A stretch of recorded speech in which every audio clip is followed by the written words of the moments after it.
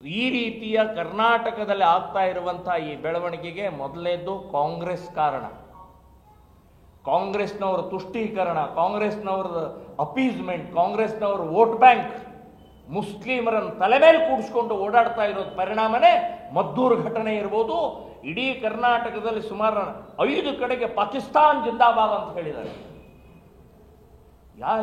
ಎಲ್ಲಿ ಹೋಗ್ತಾ ಇದೆ ಪಾಕಿಸ್ತಾನ್ ಜಿಂದಾಬಾದ್? ಈ ದೇಶದಲ್ಲಿ ಈ ಅನ್ನ ತಿಂದು ಪಾಕಿಸ್ತಾನದ ಹೇಲ್ ತಿಂತಾ ಇದ್ರಿ.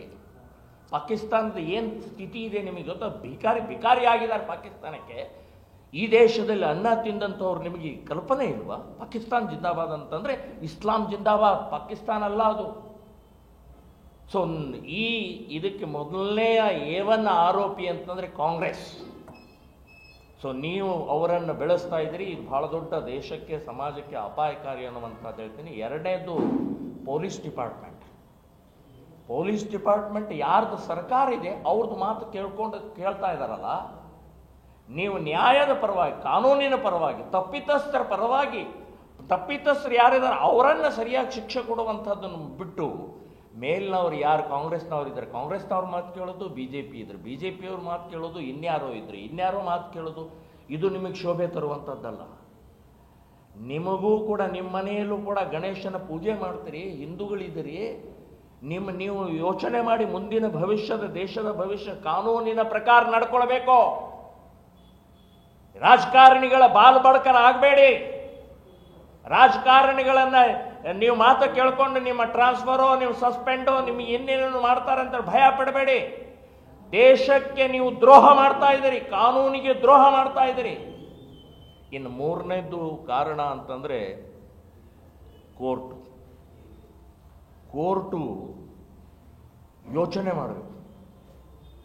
ನಾನು ಒಂದೇ ಒಂದು ವರ್ಷದ ಹಿಂದೆ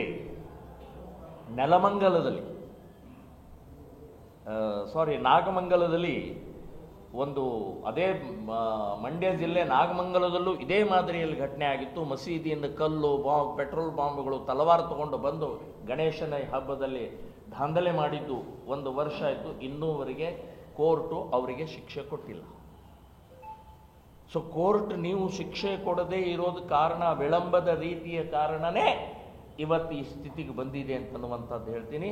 so A1 Congress, A2 police department, A3 ಈ ಕೋರ್ಟು, ಇನ್ನು A4 ಅಂದರೆ ಈ ರಾಜಕಾರಣಿಗಳು. ತುಷ್ಟೀಕರಣ. ಇವತ್ತು BJP ಕೂಡ ಅವರು ಇವತ್ತು ಅಧಿಕಾರ ಇಲ್ಲ, ಇವತ್ತು ಹಿಂದುತ್ವ ಅಂತ ಅಧಿಕಾರ ಬಂತು ಅಂದ್ರೆ ಹಿಂದೂಗಳನ್ನು ಮರಿತಾರೆ, ಹಿಂದೂ ಸಂಘಟನೆ ಮರಿತಾರೆ.